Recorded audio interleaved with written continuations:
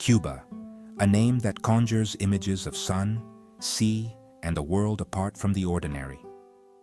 The name alone paints a vivid picture.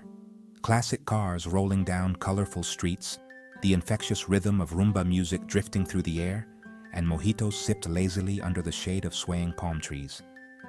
This is the Cuba sold to the world, a vibrant island, seemingly frozen in a sun-drenched past, where every corner feels like a living postcard. History lives on every street corner, etched into the weathered facades and grand colonial buildings. The beauty here is undeniable, radiating from the architecture and the people alike. But this postcard image is only a fraction of the truth, a carefully curated slice of Cuban life. The experience crafted for tourists often hides a more complex reality for those who call Cuba home, a reality shaped by both joy and struggle. The slow pace and rustic charm enchant visitors, but behind the vibrant facade lies a daily struggle that is rarely seen by outsiders. Art and music are everywhere, woven into the fabric of daily life, filling the streets with color and sound.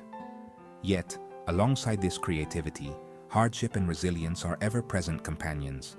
The postcard doesn't show the long lines for bread, where patience is a daily necessity, nor does it reveal the empty pharmacy shelves, a stark reminder of scarcity.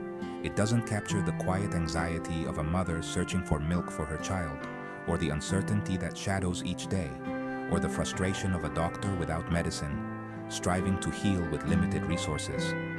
The spirit is strong, the culture vibrant, and the people's warmth unmistakable. But to truly understand Cuba, we must look past the sun-kissed postcard and see the full picture.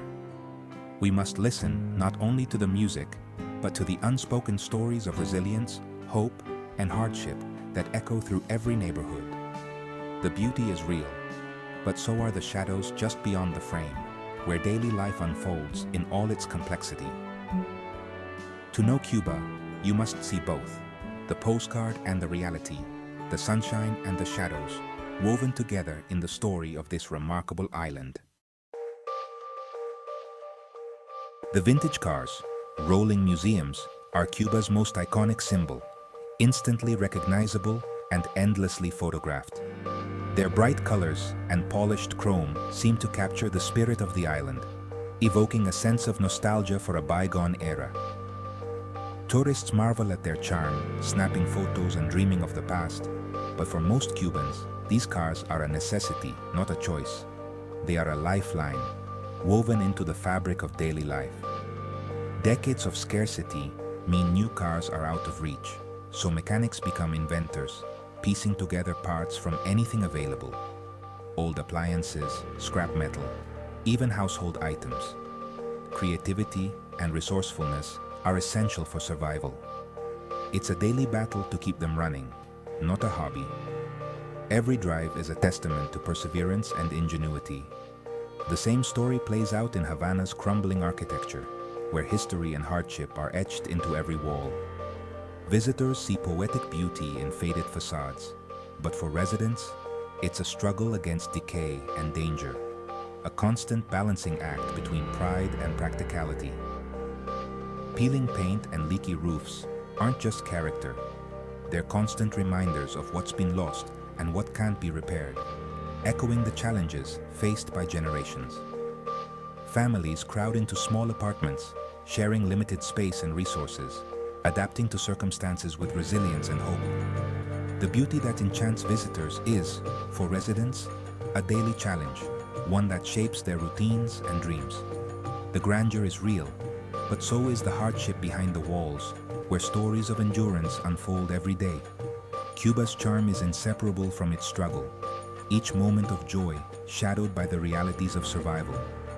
To see only the surface is to miss the deeper story, the resilience, the creativity, and the quiet strength that define Cuban life. The real Cuba lives in the tension between nostalgia and necessity, where every day is a blend of hope, history, and hard-won perseverance. Tourists dine in paladars, savoring lobster and ropa vieja, assuming this is everyday Cuban life. But for most families, finding food is a relentless pursuit, defined by scarcity and rationing. Government stores often have bare shelves. Monthly rations rarely last. Staples like chicken, eggs, or milk are hard to find, and rumors of new shipments send people racing across town. Grocery shopping becomes a full-time job, filled with uncertainty and anxiety. The creativity of Cuban cuisine is born from making something out of very little. The same struggle extends to medicine. Pharmacies are often empty, and basic supplies are precious lifelines. Networks of friends and neighbors trade what they can find. Just beyond the tourist hotels, this is the unseen reality. In Cuba, scarcity breeds ingenuity. Resolver, the art of making do, is not just a phrase but a way of life. When resources are limited, creativity becomes a daily necessity, shaping how people approach every challenge. Every object is seen for its potential second or even third life. A lighter is refilled instead of thrown away, a simple act that speaks volumes about resourcefulness. A vinyl record, once meant for music, becomes a bowl for the kitchen, transformed by necessity and imagination. A broken fan is reborn with salvaged parts, pieced together from whatever can be found. These aren't just crafts, they're acts of survival and resilience. Consider a family whose 1950s fridge breaks down, a relic from another era, still in use because there's no replacement. The father rebuilds it with parts from an old air conditioner and salvaged wire, improvising solutions with whatever is at hand. This is everyday life, not an exception. Repairing, reusing, and reinventing are woven into the daily routine. Resolver extends beyond objects. Transport, food, and even the way people get around or cook meals are shaped by this inventive spirit. Even joy is created from almost nothing.